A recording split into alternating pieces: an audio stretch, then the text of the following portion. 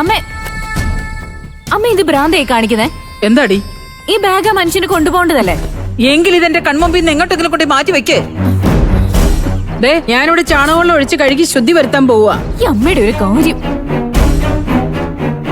എന്റെ അമ്മ അയാൾ മാഷിന്റെ വീട്ടിൽ നിന്ന് തിരിച്ചു വന്ന് ഇവിടെ തന്നെയല്ലേ കിടക്കാൻ പോകുന്നത്. അതുകൊണ്ട് വേറൊരു സ്ഥലം ശരിയായാലല്ലേ ഇവിടുന്ന് പോകൂ. സ്ഥലം ശരിയാവുന്നവരെ അവൻ അനന്തമാഷിന്റെ വീട്ടിൽ കിടക്കട്ടെ. ഇങ്ങോട്ട് ഇനി ഒരുത്തനെ കെട്ടിയെടുക്കാൻ നോക്കണ്ട, മനസ്സിലായോ?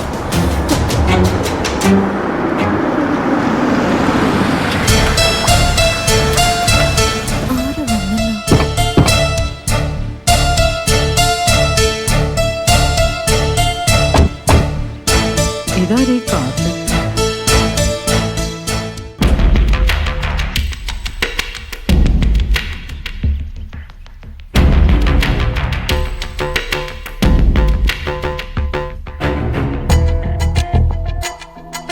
ആര് മനസ്സിലായില്ല? ഞാൻ സിറിയക് ജോൺ, ഇദ്ദേഹം അൻസാറി. ഞങ്ങൾ രണ്ടുപേരും UAE വർക്ക് ചെയ്യുന്നവരാ. ഞങ്ങളവിടെ പ്രവാസി കൂട്ടായ്മയുടെ സംഘാടകരാ. സൗദിയിൽ പെട്ടുപോയ ശേഖരനെ UAE എത്തിച്ചതും അവിടുന്ന് നാട്ടിലേക്ക് അയച്ചതും ഞങ്ങളുടെ പ്രവാസി സംഘടനയാ. ഓ, അത് നിങ്ങളായിരുന്നല്ലേ? അതെ. അമ്മ അത് നിങ്ങൾ കയറിയിരിക്കും. ഓ ശരി, ഇരിക്കും.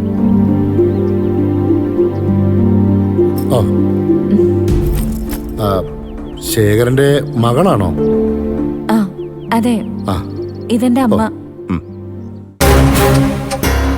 കുറേ വർഷം സൗദിയിൽ കിടന്ന് കഷ്ടപ്പെട്ടെങ്കിലും ശേഖരന് ഭാഗ്യമുണ്ട്.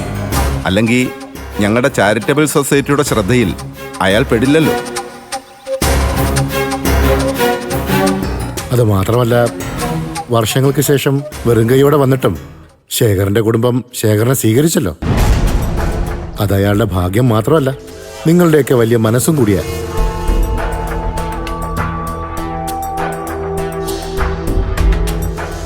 അല്ല, ആളെവിടെ? ഞങ്ങൾ ശേഖരനെ കാണാനാ വന്നത്. അയാൾ ഇവിടെ ഇല്ല, ഇവിടുന്ന് പോയി.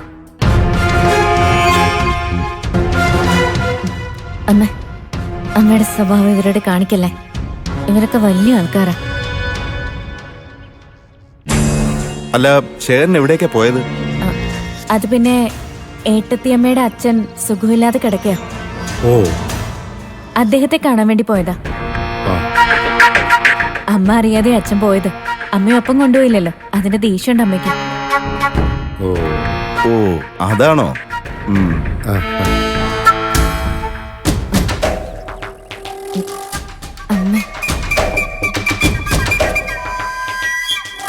കുറച്ചു നേരം കൂടി ഒന്ന് ക്ഷമിക്കമ്മേ.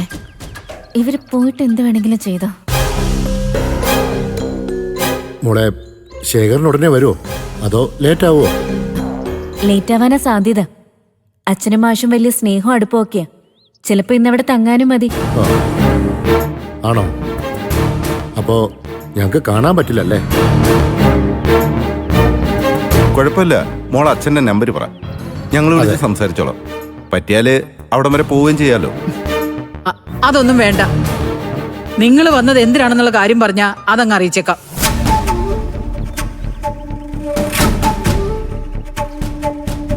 വേറൊന്നും കൊണ്ടല്ല, അച്ഛൻ ഫോൺ ഉപയോഗിക്കാറില്ല.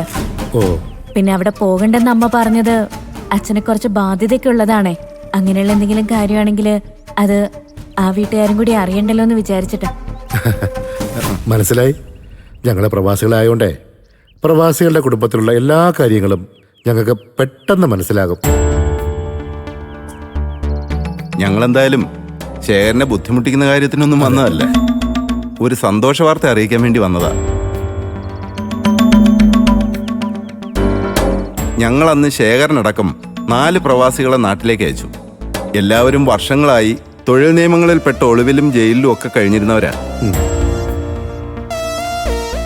അവരെയൊക്കെ അവിടുത്തെ നിയമങ്ങളിൽ നിന്ന് രക്ഷിച്ചെടുക്കാൻ സംഘടനയ്ക്ക് വലിയ പണച്ചെലവുണ്ടായിരുന്നു. അതുകൊണ്ട് നാട്ടിലേക്ക് അയച്ചപ്പോൾ വലിയ ഗിഫ്റ്റൊന്നും വാങ്ങിക്കൊടുക്കാൻ ഞങ്ങൾക്ക് പറ്റിയില്ല. എന്നാലും ടിക്കറ്റും ഒരു 3 ലക്ഷത്തോളം രൂപയും ഓരോരുത്തർക്കും കൊടുത്തു.